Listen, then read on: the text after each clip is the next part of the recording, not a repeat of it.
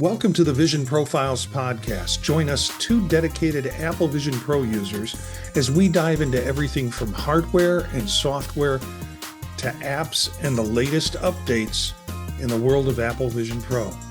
I'm Marty, a faculty member at Kent State University, a podcaster, and an avid Apple product fan. And I'm Eric Bolden. I work in IT, but my interest is in finding interesting ways to share content. Currently, photography of plants, birds, and panoramic sequences. And a recurring panel member that we have, it almost feels bad to say there are only two of us, because three of us have been here. This is our 30th episode, and Daniel probably have been in 10 of them, maybe? Something like that. Something like that, which is great. Daniel Burkholder, who is with us tonight as a great third panelist. You can just say 2.5 avid fans for now. Once and more consistently, we can bump it to 3. Okay. So Daniel, you bring some wonderful expertise in software engineering. I'd like to think so. I'm going to knock you down to a 2.2 if you don't start talking more.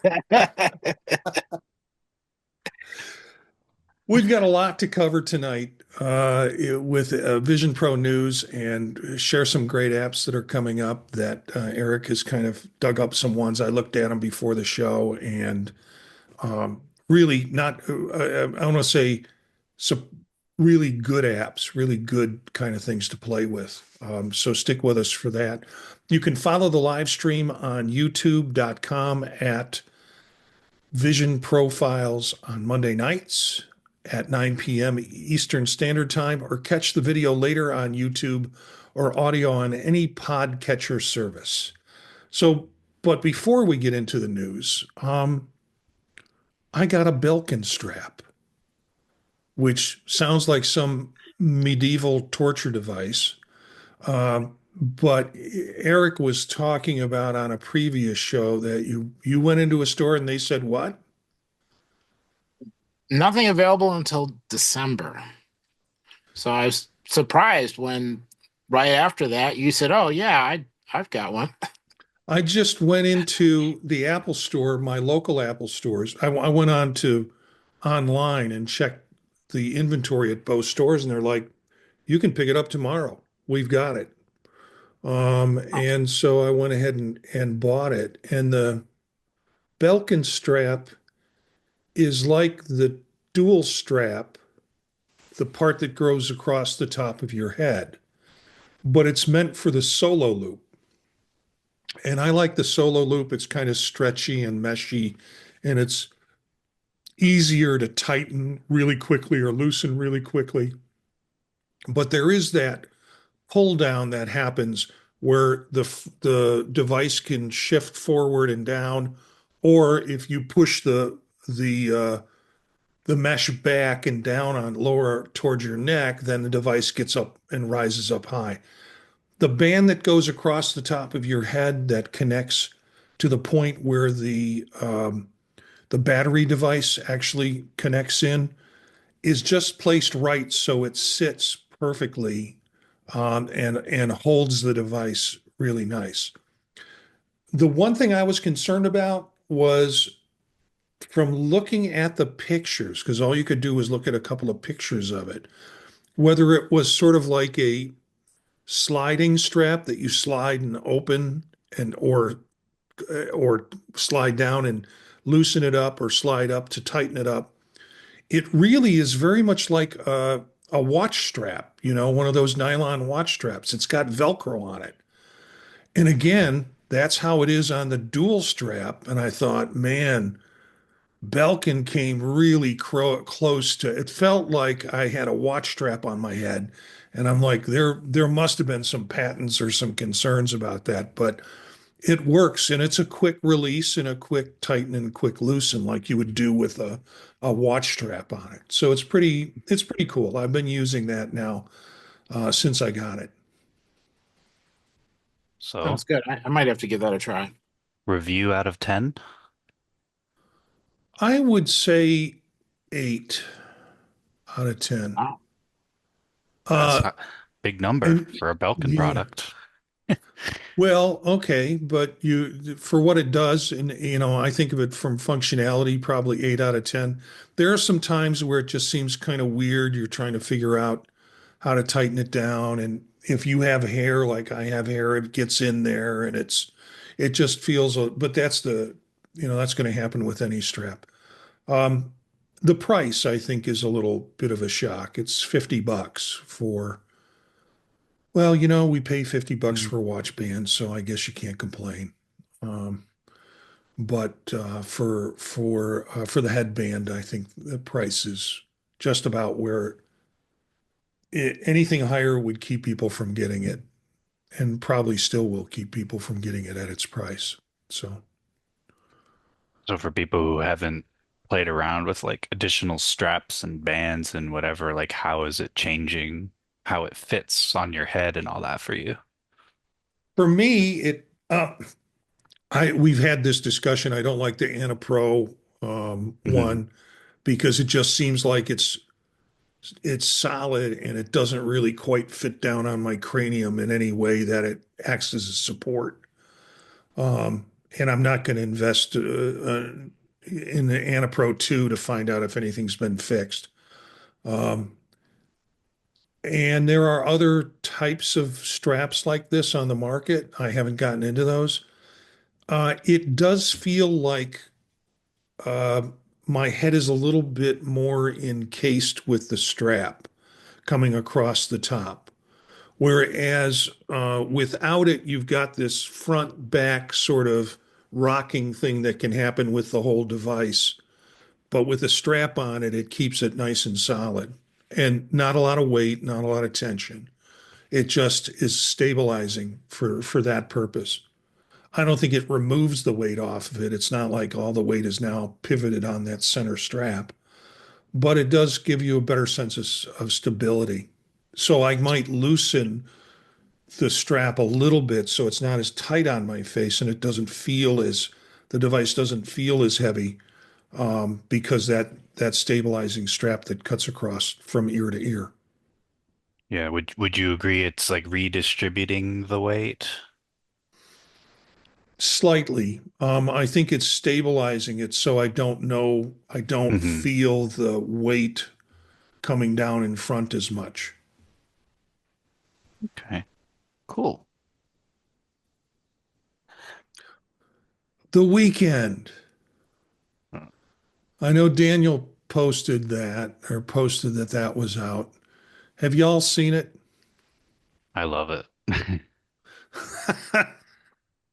Well, it helps I was already like a big Weekend fan, so and frankly kind of waiting for some new music from him too. Some of his recent stuff, you know, always like the older stuff, man. No one likes the new stuff, man.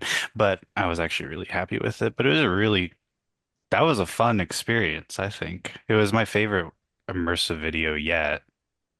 I'm sure maybe some predisposition because of liking The Weeknd, but I thought some of just the camera tricks and cinematography they did was really like, oh, that was really cool. Like, especially like there's one scene where the whole world is morphing up around, right? And then it transitions into the city and Uh, just even that whole trickery, how it drew your eye up into it and then it switched over and then made you look back down. It's like kind of took you out of it and then shot you right back into reality. And just stuff like that was like, whoa, I want more of this. Like I want to see a lot more film like that. That was sick. Christopher Nolan did a whole movie on that, but Mhm. Well, that's a great idea. did you see it, Eric? Yeah, and oddly enough, that motion bit, that was the only part I had problems with. Yeah, I got a little. Just a little pushing it on the kind of too much motion. Oh, It Yeah, I was want to neat. look The up. shot was neat. but my stomach was not Yeah. happy. I wanted to look up, and then after looking up for a minute, I thought, this thing's moving. I need to look back down. I need to be grounded. I want to see him do a roller coaster video at some point. No. It's there are certain things on the meta I can't games I can't play because it's just too much of that. And it's you better I did one and was near a bed and just fell down on the bed because I figured I'd be safe at that point. I wanted to see what the reviews were on it. I kind of felt Daniel would be a fan because he's like, this is out.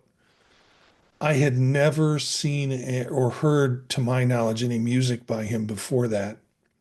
So I went in completely blind as an artist. I know people really like him. I listened to that song and it was the same damn lyric, one line over and over and over and over.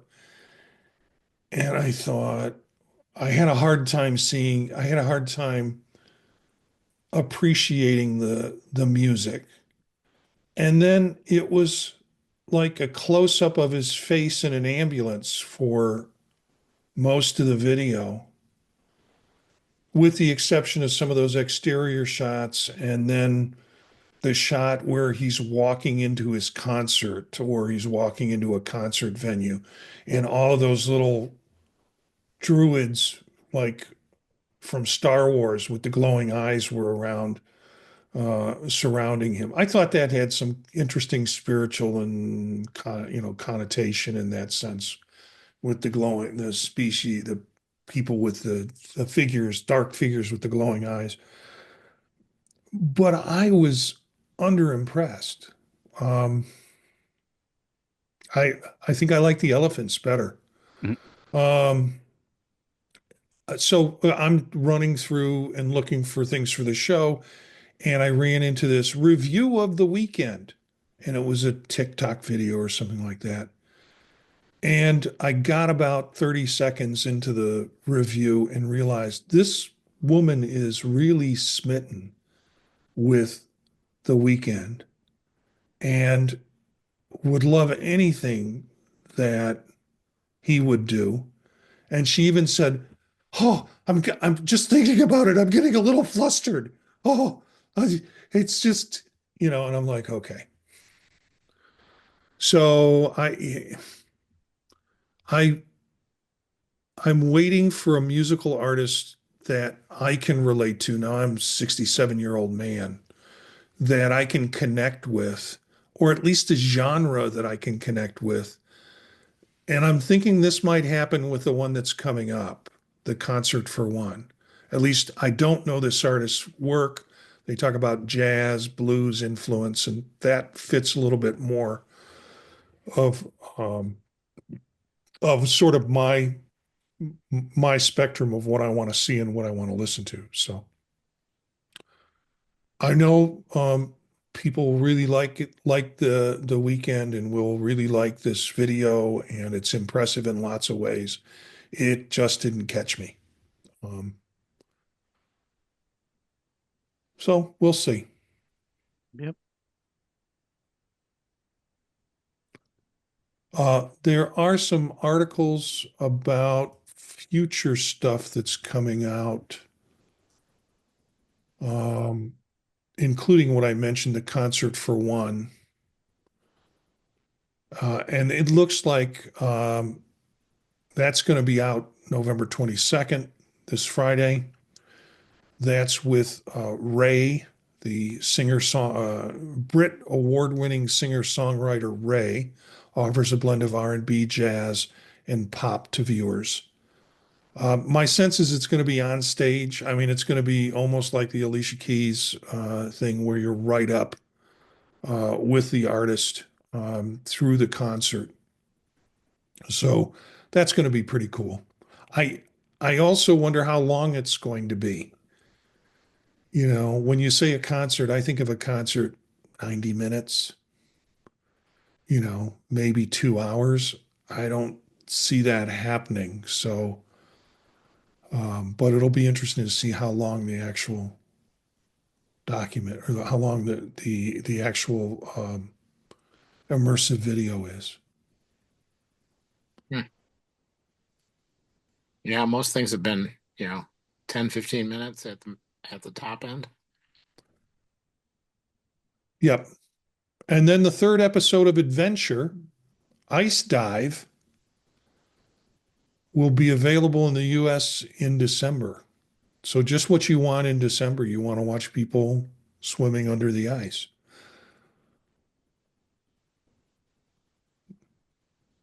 And then wildlife, there are going to be more wildlife out.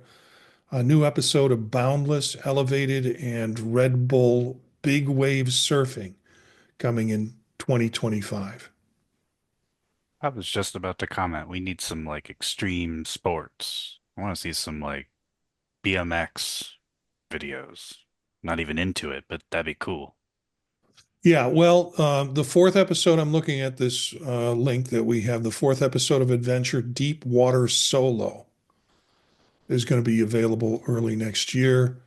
Third episode of Wildlife is Sharks, debuts next month, which is not Shark Month from what I can tell, but they're debuting it. They should have done it with Shark Month. And then Elevated will be Maine, which debuts early next year. So that's what we've got coming up um, beyond the weekend. Actually, the concert for one should be called The Next Weekend because it's being released on the next weekend. Okay. So let's go to news. Apple Vision Pro's weekend viewing currents on Vimeo. Eric, you're heavy into Vimeo. What is this about? I wish I knew. I There's a little watched. preview video that looked really cool, and I kind of saw that. The filmography on the preview was good. Um,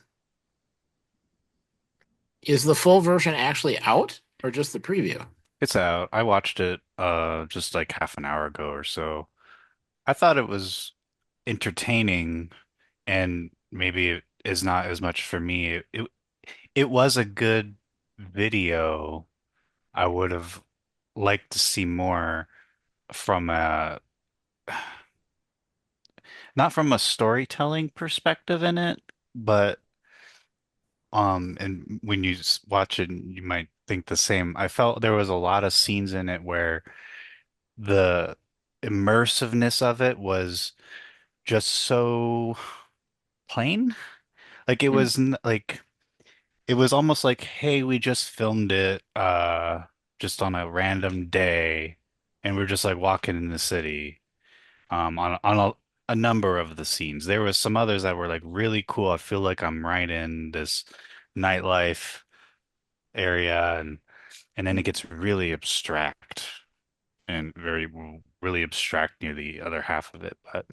Um but something not about the video and the content itself, but technically speaking, there was something about it, and maybe this is just on the Vimeo app and like 3D video on that, because this was literally the first time I downloaded it and first video I watched on it.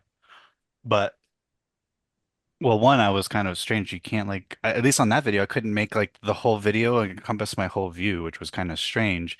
But then I felt like there was something strange with um what would it be called, Eric? Where it's like the horizon line, like where everything was Right. convergent just felt a little odd to me, and I couldn't put my finger on it. If I When, didn't think about it, it could like go away and I wouldn't yeah. essentially see it anymore, but it was a little like odd at times. When you get that reaction, close one of your eyes and see if, and then try the other one to Yeah. see if both streams are in focus. Because what I've been getting is there are some streams where one side is in focus and the other one's not. Like it's compressed wrong. Huh. Maybe. And then there's nothing for your eye to focus on. So trying to focus between the two, and it doesn't totally resolve it. It kind of is close. And some of the earlier uploaded videos, um, Marty and I were doing some experimenting with that, and it wasn't resolving. The stuff I've sent through Final Cut Pro seemed to work better, and I don't know if it's the upload post processing got fixed or if Final Cut Pro adds more hints. But they definitely post pro do a ton of post processing, and and sometimes it doesn't work. I was kind of leaning more towards it's how the cameras are set up, and I don't know like which, what cameras they used for that versus like because I noticed something similar too in the weekend video where um if the subject is about, and this I noticed much more in the weekend video, not as much like the horizon line was like strange, but Uh-huh. more so how it I could see how it distorts more where like if they're standing about like person distance in front of me, like they seem normal, but then it starts to drop off exponentially. So like some of the scenes in the weekend one where he's like in that like on the bed, I'm like, he is not that skinny. He looks like he's got a skinny little Oh, neck and a skinny little yep. head, and I'm like, it's just how it's just yeah, how it's distorting him just so much, like not even like 8 feet away. Then it just drops off quick, and I want to pay attention to more of this 3D video to see if that's just a property of this or something else. It's probably the former, but Here, well, there's a little bit on this because I want to know what is the storyline about. And there's apparently a cool director interview blog post on Vimeo that shares more about the process. And it says, as a part of the launch of Vimeo's new app for the Apple Vision Pro, we asked him to create an original short film for us that was shot entirely in spatial format. Armed with a single Canon camera with dual fisheye lenses. Jake and his team flew out to Vietnam to create Currents, the story of a young Vietnamese woman named Lynn and her experience traveling to and arriving in Ho Chi Minh City for the first time. So, Canon with a dual fisheye lens, and I don't know if that has an impact on it. And that was that actually. recent. They like just finished that lens. They had an old one that evidently doesn't work quite right or is different. The new one, they spent effort making sure it all worked, but I can certainly believe that the distance to your subject matters a lot in how it looks Hmm. because the distance between the lenses is fixed. So there's going to be a sweet spot in there where it matches up, and it's not like you can split the lenses apart to give it more distance. Yeah. And dual fisheye, that hearing that kind of screams out that difference I saw to me. Whereas I bet you then on like the weekend video and a lot of the other Apple immersive one, they're using that one that looks like little R2D2 smiley Yeah. face guy with, so there's that visual difference there. And that's probably the first one I've seen shot on the Hmm. Canon ones. Well, this is Apple Vision Pro weekend viewing currents on Vimeo. And that's, Vimeo's investment in trying to support spatial video and being a place to put spatial video. So, So, are either one of you having difficulty searching on Vimeo? I don't know if it's just time of day.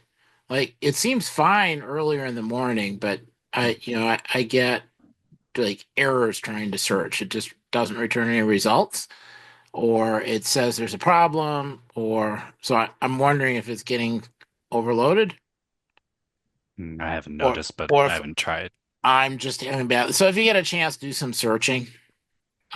Trying to figure out how they arrange their stuff is a little weird, but yeah, I haven't spent too much. I do a project that like once every couple of months I have to go to Vimeo to upload and get set up on a channel for for an association that I work with, but I haven't gone too much into that ecosystem, only to attempt to play with the spatial piece. Next article, an opinion piece from Macworld. Apple Vision Pro needs something bigger than a software update. And this was by Jason Cross, senior editor at Macworld. And he talks about what Vision Pro OS 2 brings to the table.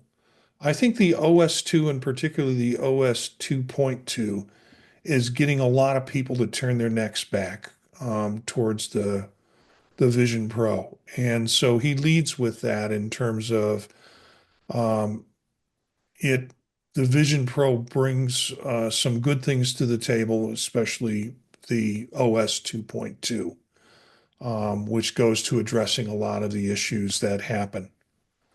Um,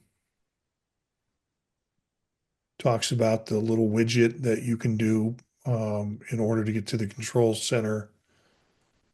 Um, Magic Keyboard and MacBook keyboard punches through. Um, Complains about not having a clock app. Actually, I can Yeah. kind of relate to that. I mean, because if you look at me around the house, I'm doing the hand flicky all the Yep. time. What time? Yeah. Do I have power? And am I late? Yeah. Yeah, Yeah, yeah. because I Or can't look up to the right and just look at the time. yeah, I Um, mean, I had like a lava clock, which I would open up every time. Lava lamp clock. Yep. That was an app. I would open up and I'd put it up on the piano, the real piano in our house, and use that for to check time. But yeah, I'm doing a lot of the hand movement just to find out. Now, can I get another show in before I have to go to bed, or is it just too late? I kept setting down the lava lamp and then forgetting where I put it. Which is a fire hazard. It's a virtual fire hazard. yeah, don't Well, it trip doesn't over have it. like a locator on it, so you can't get it to like ding and say, "Hey, it's over there." Yeah. Oh well. I mean, he makes fair points, and I can't criticize them. Yeah. But at the Hardware same will, time, yeah, yeah. Well, yeah. what exactly is he looking for? I don't think he knows either. Does anyone know, to be fair? Well, I mean, I know a number of things I want, but none of them are killer. Yeah. Well, I mean, there are a whole lot of people that wanted an ultra wide display, and we got that. I am a happy camper this week. But I'm sure other people are looking for other things. I just wasn't clear what he was looking for. You know, he wanted some wow factor, some whatever. I mean, a lot of people are looking for more content, and I think the 2.2 version of the Vision OS that finally means that if you're trying to create content, I think you have a much better shot at it now between that and the different video editing apps for spatial video. So I suspect we'll see a lot more content coming out. Not sure on the quality, but there will be stuff coming out. yeah. I Yeah, mean, he complains about, guess what? It's too expensive. And the hardware just will never be mainstream. It's not going to be a product that everybody can purchase like an iPhone. Um, the headset's too heavy, the field of view's too narrow, the battery and the tether are cumbersome. You can't see the eyes of the person wearing it, and the eyesight feature just doesn't get the job done well. It's fatiguing to use for more than a half hour at a time. This is an opinion piece. Yeah, Yeah, and I know he didn't have it fit right, in my opinion. yeah, Not to say that you can't have it fatiguing and have an issue, but fit is a big component, and I think if I think this person, probably a lot of other people, their thoughts would change if like the software stack was everything as it was today, if it yeah. just had a different form factor, then price. But like imagine it, not as bulky and cheaper, but it still did everything else. I think you'd see a completely different article out of that. Yeah, it's we'll see. Opinion piece, it'll be there for folks to look at. Okay, this is a personal favorite of mine. I'm jealous. Channel 4 launches Vision Pro streaming app with Taskmaster environment. Channel 4 is the British channel. They now have their own app. They have a Taskmaster environment. Well, they also air Taskmaster on Channel 4 in Britain. I pick it up on YouTube. So you can go into the setup Taskmaster to watch whatever you want to in Vision Pro. Does Taskmaster escape both of your, is that something you've not seen yet? Yeah, I'm not familiar, but it did give me an idea. I want to see BBC come out with one with a Doctor Who, a TARDIS environment. That would be Oh, cool. yeah. But no, I'm not familiar with this. Yeah, it's a fun show. It's basically five comedians who are given tasks to do that require some workaround. If they can work around it, or some trick, some creative way of solving the task. And then the taskmaster awards points for who did it the best. It's pretty fun. It is a fun show. But we don't have the Channel 4 app. I think it's only in the UK that they've released the app. Just like they don't release Channel 4 directly here. You have to kind of get it through their YouTube channel. So, okay. So that was one for me. But news today just happened this afternoon, early evening. The developer beta for Vision OS 2.2, now beta 3, came out. And the beta 3, it's always hard to find out what's new with these things. And most articles that'll come out and talk about it will talk about elements that are already part of Vision 2.2, beta 2. So, or, they came out on beta 1. Like the articles will say, well, beta 3 came out and now there's this wonderful Mac virtual display that can be ultra wide. Well, we had that 2 betas back. So it took some digging to find out some of the issues. And it's not an article. I just put these notes up. But Mac Virtual Display, there are some fixed issues with Mac Virtual Display. You can now watch videos in Firefox without issues when using the Vision Pro speakers. You can also change the aspect ratio of the Mac Virtual Display and are not using the default display resolution. The window will no longer get stuck when that happens. So those issues are fixed. There's a current issue with Siri. It doesn't work on the simulator, which means developers need to test Siri on an actual device or use an older version, older Vision OS SDK as a workaround. Some Swift fixed issues, tabletop. Um, New features include users can now pick up and move items close to their hands naturally. Users can hand off items from one hand to the other without needing to let go of it. So some new features in tabletop and some Unity current issues and workarounds. So a few things. The big one for me, I think, was the changes that they did. They continue to just improve the quality of Mac Virtual Display. Yeah, that Firefox audio issue is actually bugging me because I'll use Firefox for my personal Uh-huh. browser on my work machine. And so I'm like, what is going on here? And I thought it would actually just be something really on the Mac side, like how it was hooking and piping the audio.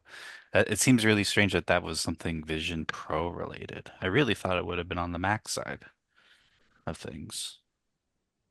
Yeah. Um, I just there was a mention by Oliver who's in the chat room still having FaceTime bugs.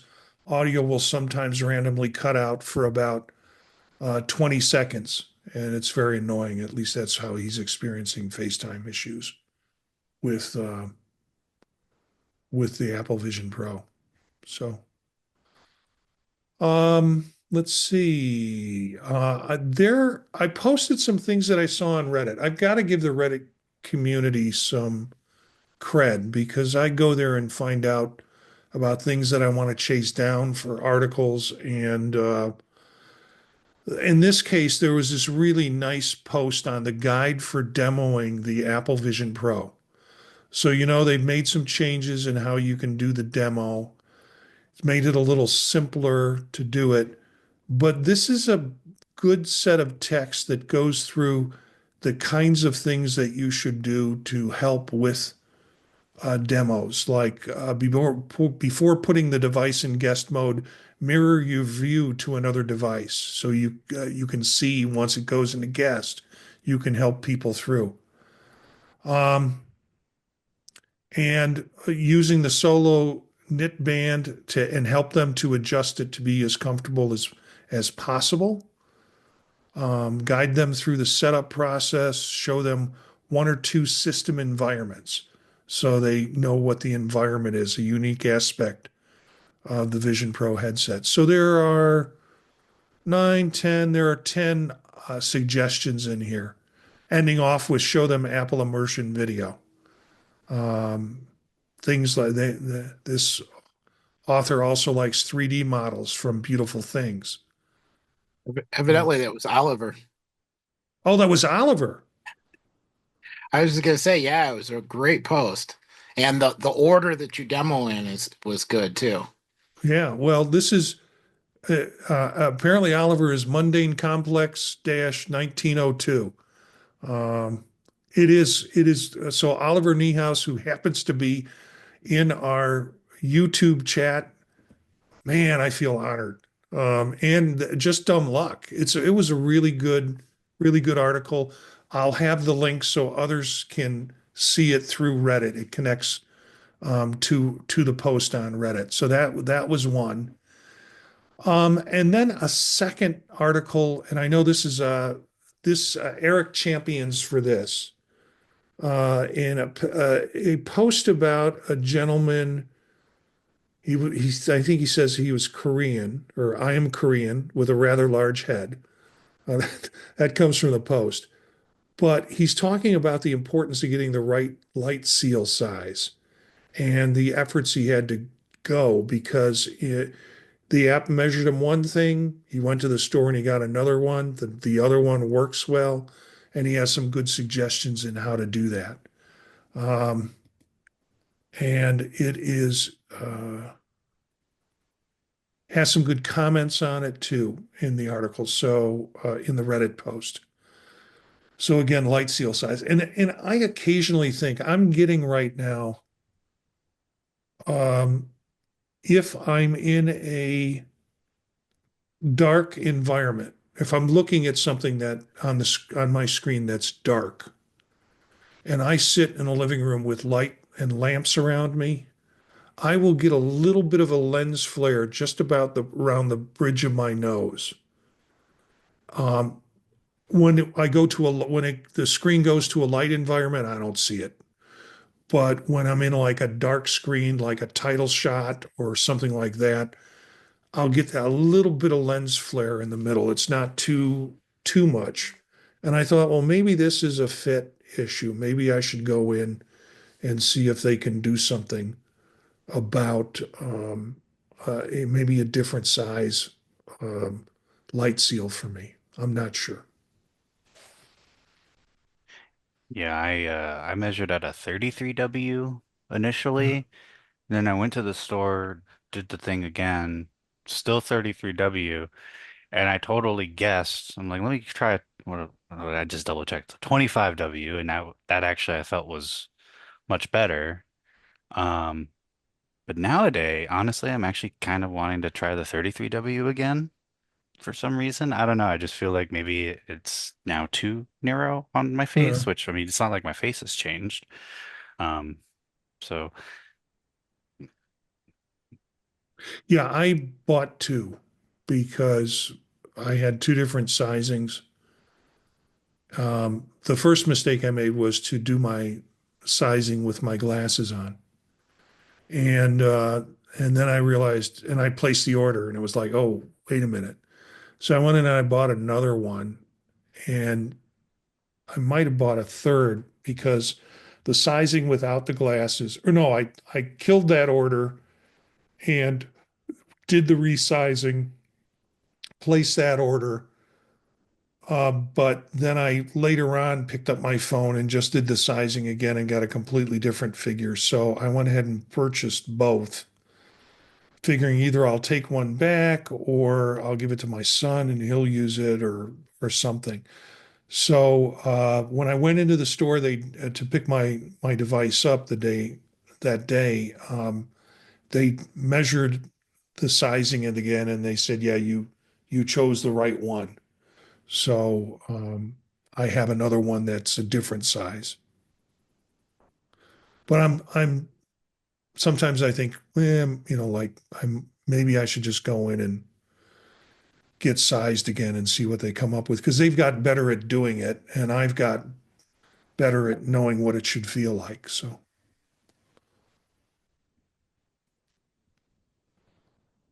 okay. Concert for One, we talked about coming out. And then this is a game that's coming out that is Apple Vision Pro mixed reality hit game, Little Cities Diorama. So it takes, those kind of city build things and puts it into a diorama format. And Really that looking is, forward to that one. you're looking forward to that? I Oh I yeah, didn't get into the cityscape stuff, so you need to talk about that. yeah. I mean, I haven't. It's been so long since I've done anything like this, but it looks really cool. So yeah, it's been a hot minute since I played a city sim game. I yep. tried to get into there's like a popular one, City Skylines. I tried to get into that. Just really couldn't, but yeah, I'm gonna try this too. This looks awesome, And actually. is this all the genesis of the tabletop kind of stuff? Because we've seen other games that are on tabletop. You have that flight landing simulation where the actual flights are coming in to the airports and you can switch airports. The one we talked about this afternoon, Omni Cards, is a card tabletop card game. And it seems like we're getting a lot of these flat, square, developed playing fields. Um,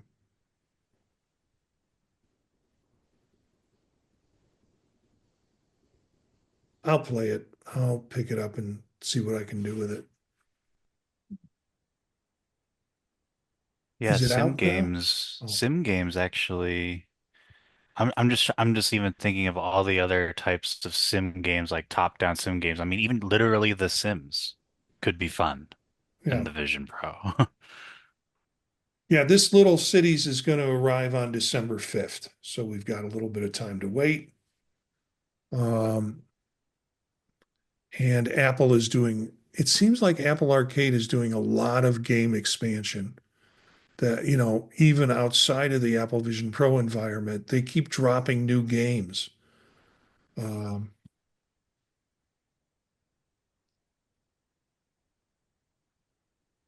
and the author goes on to say, yeah, but there's no Batman Arkham Shadow Oh, yet. And then they go on to say, yeah, but you need to check out Synth Riders. It's pretty cool. So they divert from what the article is about to I talk got about what distracted they, before the end. yeah. Hmm. Well, when it All comes right. out, take a peek. Yeah. Another article coming from 9 to 5 Mac. Apple Vision Pro proves best home theater as 2024 top grossing films arrive in 3D.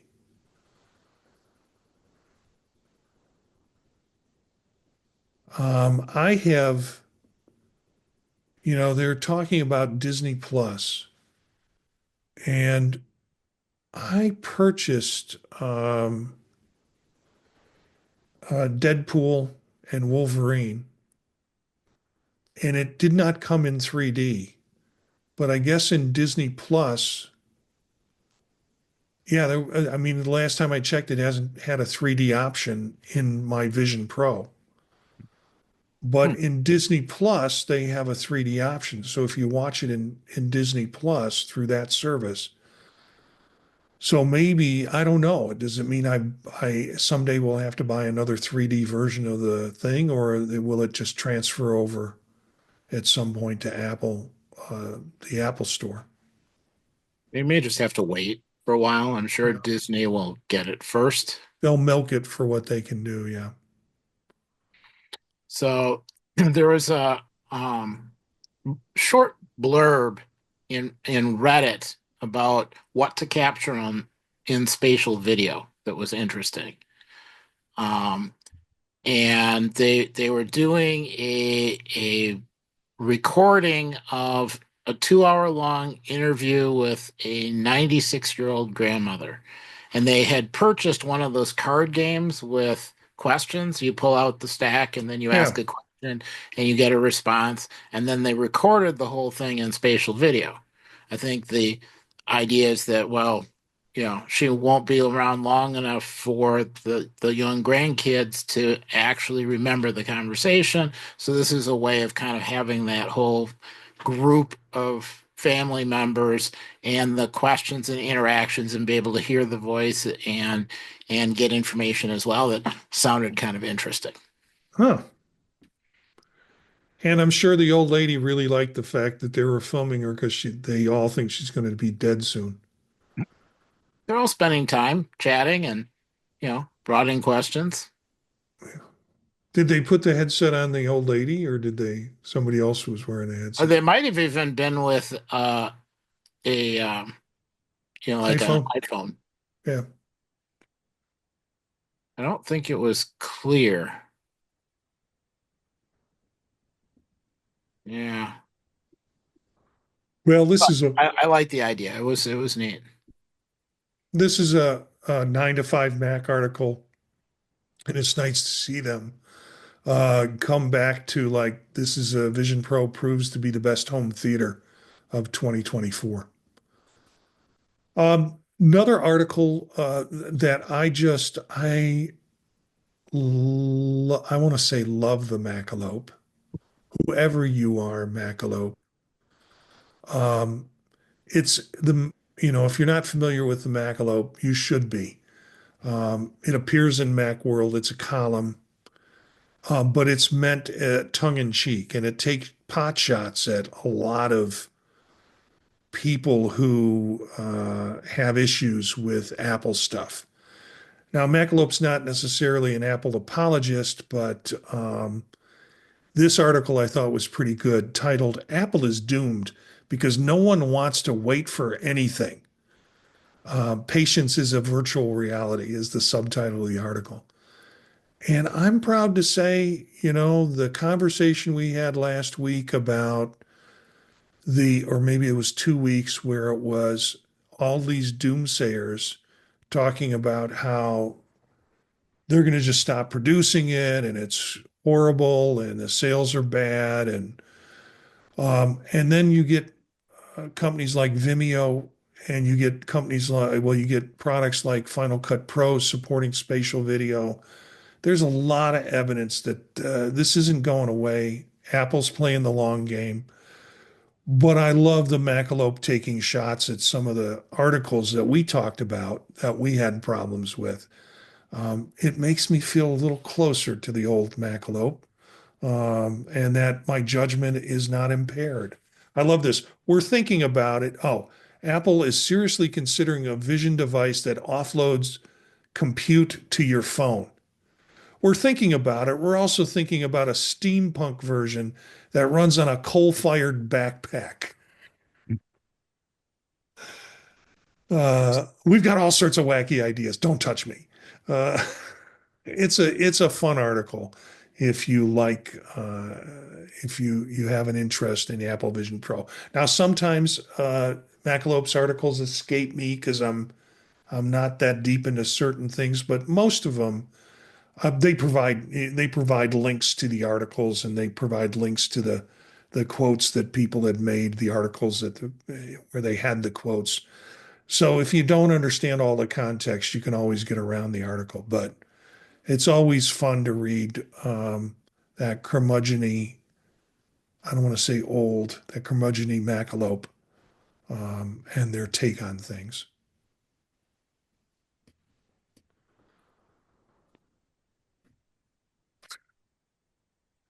Oh, Brings back life lots of hacker. memories.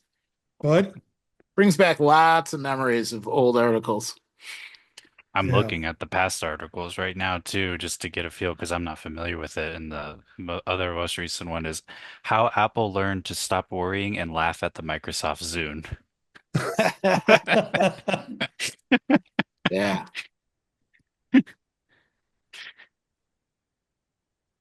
Well, I've got a link that's stuck. Well, maybe I can get back to it.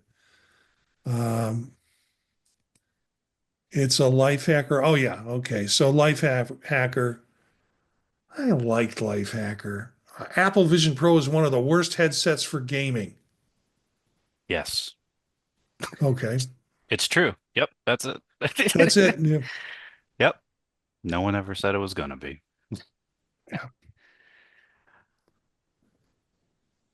So it's armed with beautiful screens and easy to navigate interface and an M2 chip.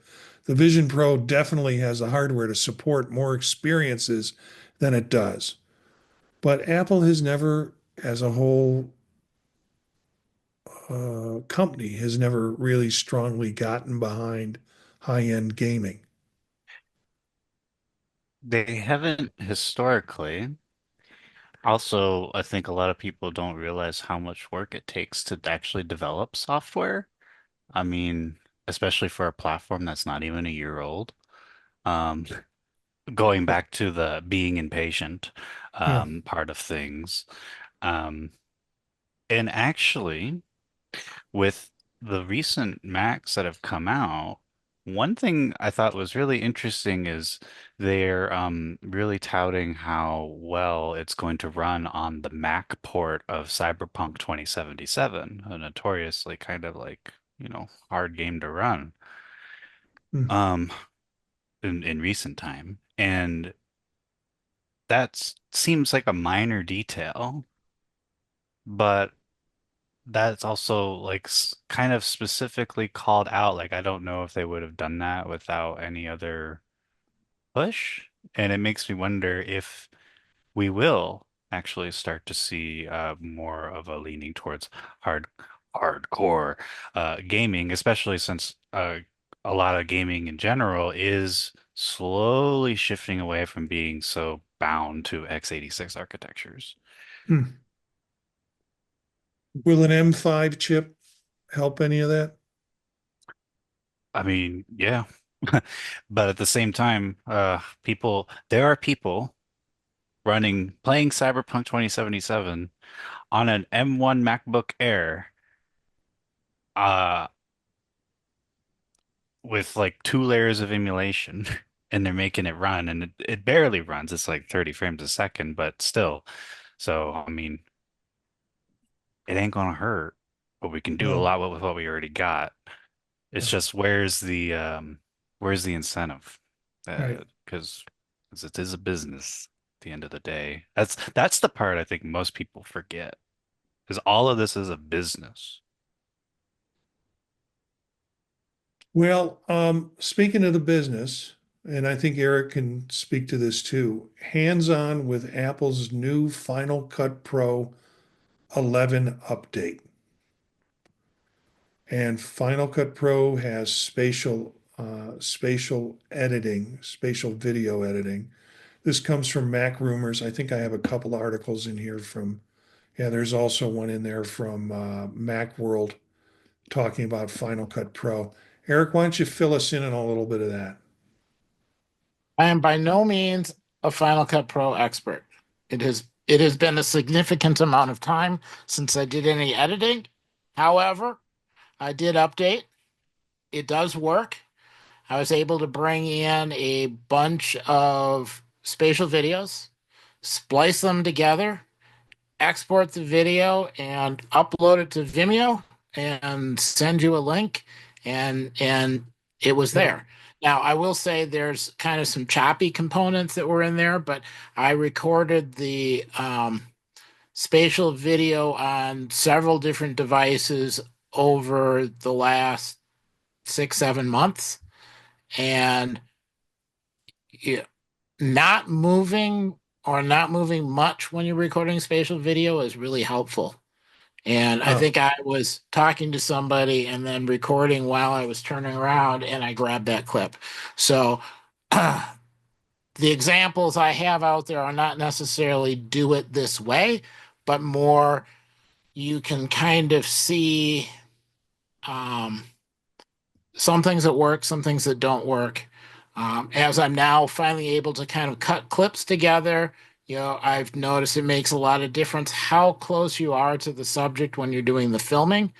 And if you film something where you're really close to the subject, when you look at the frame, they kind of fall out of the frame. If you hmm. get a little bit further back, or if you move the frame further away from you or closer to you, depending on how you originally filmed it, the object sticks out of the window or is, recessed inside of it. Uh, I'm sure there's some neat effects you can do with that. Uh, and I haven't had time to work with them yet, but I'm looking forward to testing now that I can kind of mush stuff together and you can add some text, and all in all, an excellent release. And that doesn't even get to the app being able to add some subtitling and to fix some quality issues, color issues, that kind of thing.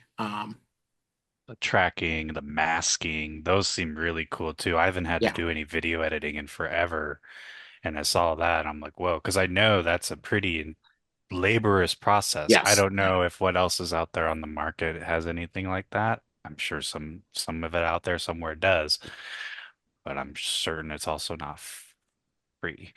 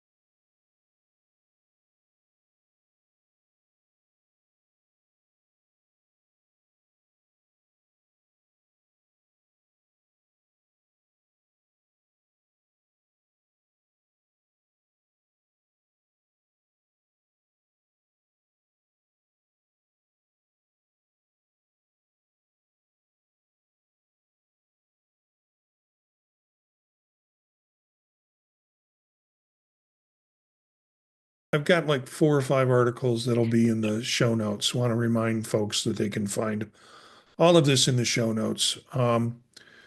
But 4 or 5 articles that talk about Apple Vision Pro and the Final Cut Pro 11. A couple of them talk about AI powered features. So the idea that there are they're moving AI into the process, that that they can start to use AI for a variety of things. Daniel was talking about it, magnetic mask, transcribe to captions, Yep. and also spatial video editing. So all of this is part of the AI infused Apple Vision Pro arrangements with Final Cut Pro. So one other thing I haven't had a chance to try yet, but I'm looking forward to. So when you're looking at a 2D image in the Apple Vision Pro, you can spatialize it. So I kind of want to try doing a couple of clips of just regular still images followed by one where you end up with the depth, but put it in a spatial video movie so I can kind of go from one into the other.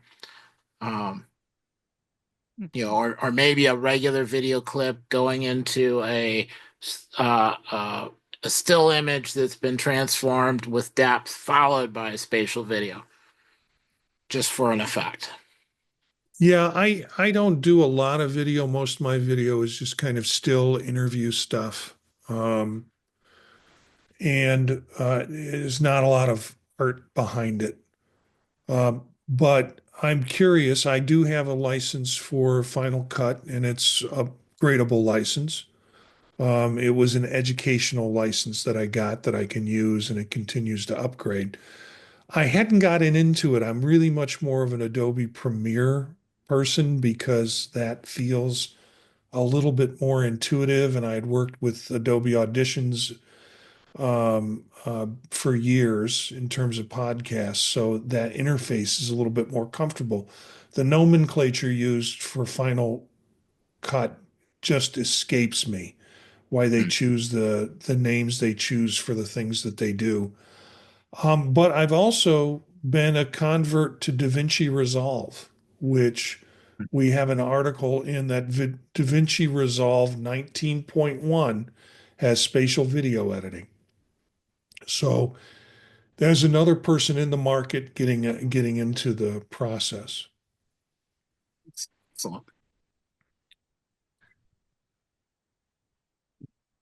maybe if you get a chance, you can do some editing in that, and we can do some comparisons. Yeah, yeah. Um, so I think that wipes us through the news. A reminder that you can follow the stream at youtube.com/at Vision Profiles on Monday nights at 9 p.m. Eastern Time, or catch the video later on YouTube or audio on any of your podcasts catch series. Um, we've been through all of the news and all of the rumors. Why don't we get into the apps? Seasons, immersive weather. See the weather inside, snowflakes or windblown leaves. Eric, was that your addition? Yes. So I was looking at it. It was like, well, do I really need yet another weather app? And it was actually kind of cool. You put it up and it was cloudy, so you got clouds that are like in the room with you. And then it started to rain, and then I got rain, and um, they give you some um, demo weather, so you get to experience snow, and you get the snowflakes falling down. All it doesn't accumulate, so you don't have to clean anything up, but you get the nice powdery snow coming down, and you get the wind, and the way they do the wind is they send a bunch of maple leaves blowing across the room and there are leaves everywhere. Again, they don't accumulate, so it's just was a fun effect. Yeah, I downloaded it because it was one of the new apps. I wanted to see what it was about. And I don't think I've even started my 3-day trial Hmm.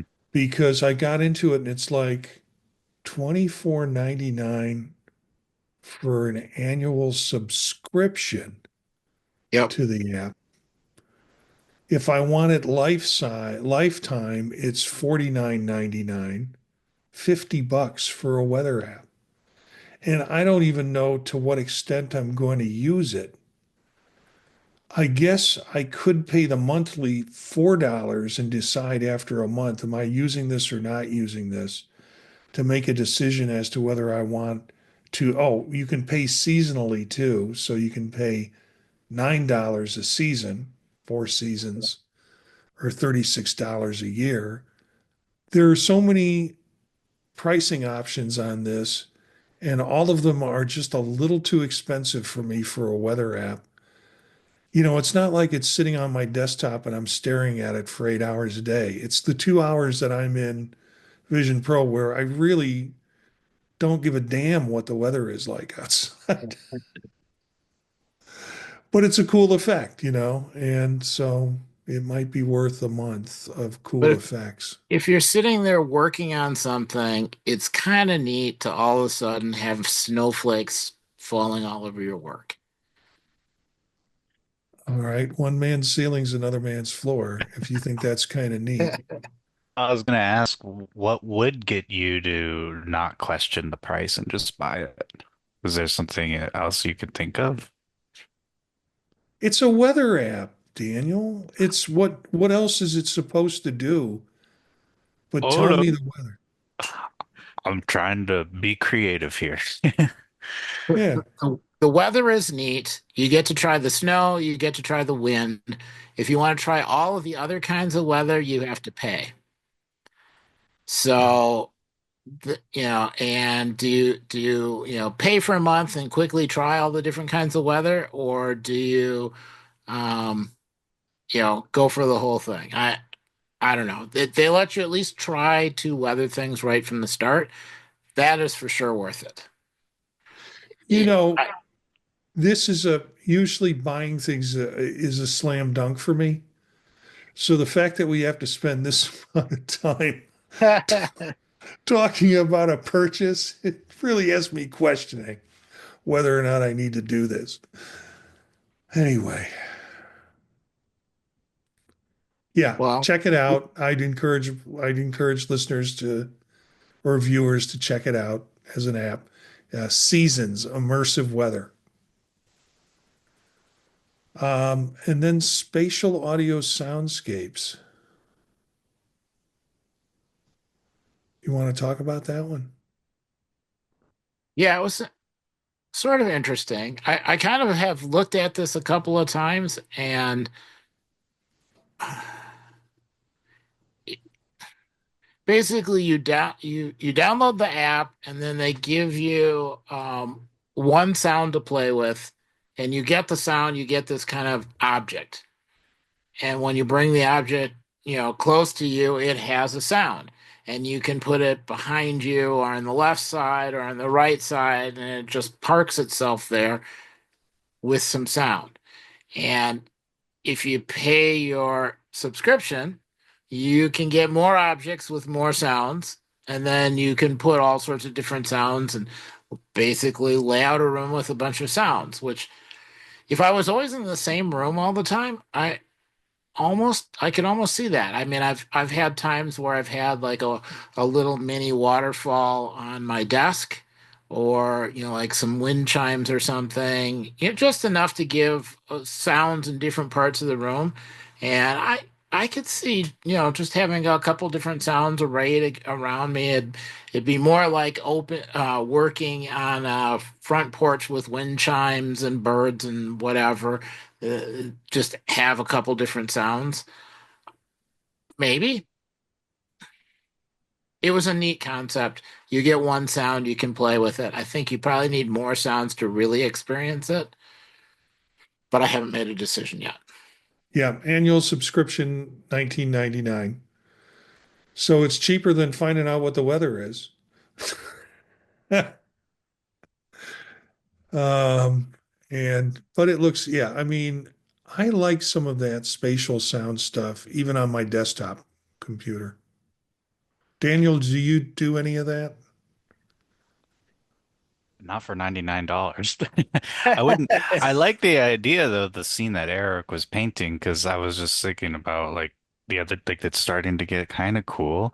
I would actually go sit outside and work in the Vision Pro and maybe not want to hear just, the sound of 275, the highway, down the way, and some little things like that would be fun.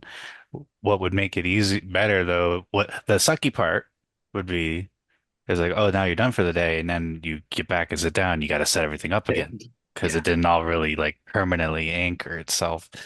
So, I mean, that'll be resolved at some point in the future, but it's also it's a neat idea. Just You know what would get me to spend the 99 bucks?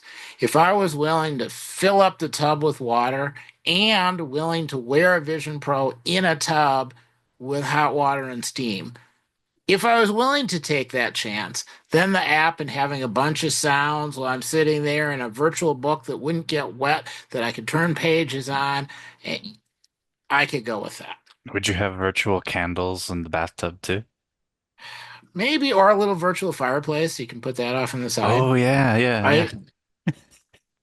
There's not enough alcohol that can erase that image from my brain.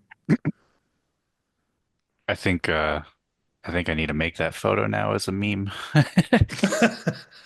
Yeah, use the playgrounds and see if you can get a picture of Eric in a bathtub. Lots of bubbly soap. Lots of soap.